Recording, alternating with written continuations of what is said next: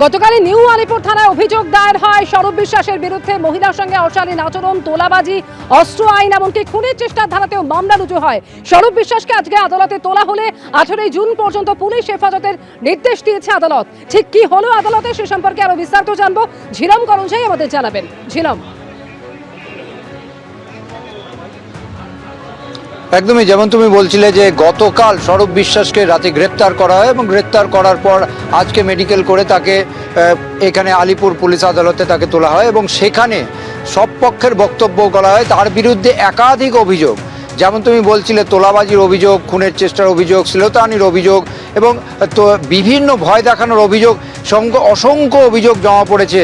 তার মধ্যে সব পক্ষের বক্তব্য দেওয়া হয় এবং যেটা বলা হয় অভিযোগকারীদের পক্ষ থেকে যে এই যে অভিযোগগুলোর বহুদিন ধরে স্বরূপ বিশ্বাস এগুলো করে আসছেন এবং যারাই যখন সাহায্য চাইতে গেছেন তাদেরকে বিভিন্ন সময় নিগ্রহ করা হয়েছে, কারোর ক্ষেত্রে শ্লীলতাহানি করা হয়েছে, কারোর ক্ষেত্রে টাকা আদায় করা হয়েছে। এই সমস্ত বিষয় নিয়ে অভিযোগ করা হয় এবং স্বরূপ বিশ্বাসের পক্ষ থেকেও আইনজীবী বক্তব্য রাখেন। দুপক্ষের বক্তব্য শোনা হয়। প্রথমে যে জাজমেন্ট সেটাকে রিজার্ভ করে রাখা হয়, পরবর্তীকালে জানানো হয় যে 18 জুন অবধি পুলিশ কাস্টাডি দেওয়া হয়েছে এবং সেই যে তাকে যে নির্দেশ, সেই নির্দেশ দেওয়ার পর আমরা দেখলাম যে এখন থেকে প্রায় 1 ঘন্টা আগে তাকে যে কোর্ট, আলিপুর পুলিশ কোর্টের যে লক আপ, সেখান থেকে তাকে নিয়ে যাওয়া হয়। তাকে যখন নিয়ে যাওয়া হচ্ছে তখনই এখানে চোর চোর স্লোগান দেওয়া হয়, সেটাও শোনা যায়।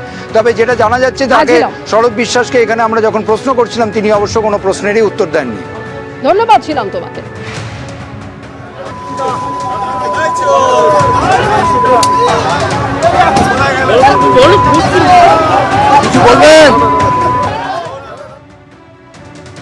বিধায়কের পর এবারকে তৃণমূলের সংসদীয় দলেও ভাঙন দেখা দিতে চলেছে, এমনই জল্পনা উস্কে দিয়েছেন ব্রতব্রত বন্দ্যোপাধ্যায়। কারণ তিনি এই প্রসঙ্গে বলছেন 5 তৃণমূল সাংসদকে ফোন, সবারই ফোন বন্ধ, সাহসও কিন্তু সংক্রামক। কি বলেছেন ব্রতব্রত বন্দ্যোপাধ্যায় শোনাবো।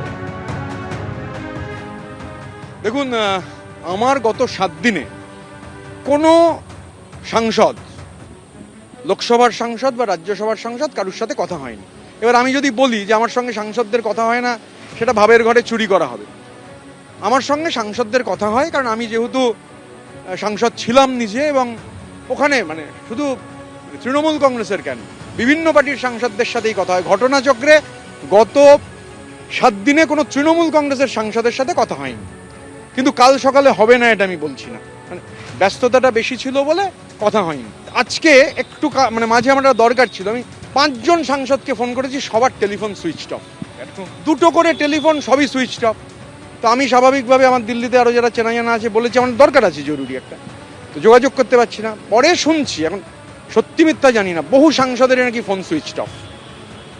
কারণ কি একসঙ্গে মিটিং করছেন? আমি কারণ বলতে পারবো না, কাকতালি এখন হতে পারে যে 5 জনই ফ্লাইটে আছেন, ফ্লাইটে থাকলে তো পাওয়া যাবে না, টেলিফোন বন্ধ থাকবে, স্বাভাবিকভাবে আমি কেন বলতে পারবো না। কিন্তু গত 7 দিন আমার একজনের সাথেও কথা হয়নি, এমনকি বুলুদার সাথেও কথা হয়নি, বুলুদার সাথে তার আগে কথা হয়েছিল। তো কিন্তু মানে স্বাভাবিকভাবে কালকে পরশু যদি কথা হয় সাংসদদের কারোর সঙ্গে, তাহলে বোঝার চেষ্টা করবো যে দিল্লিতে কি হচ্ছে। বহু মানে আমাদেরও যে অভিজ্ঞতা তার থেকে আরো অনেক খারাপ অভিজ্ঞতা। দেখুন, ভয়ও সংক্রামক। এবিপি আনন্দ এগিয়ে থাকে, এগিয়ে রাখে।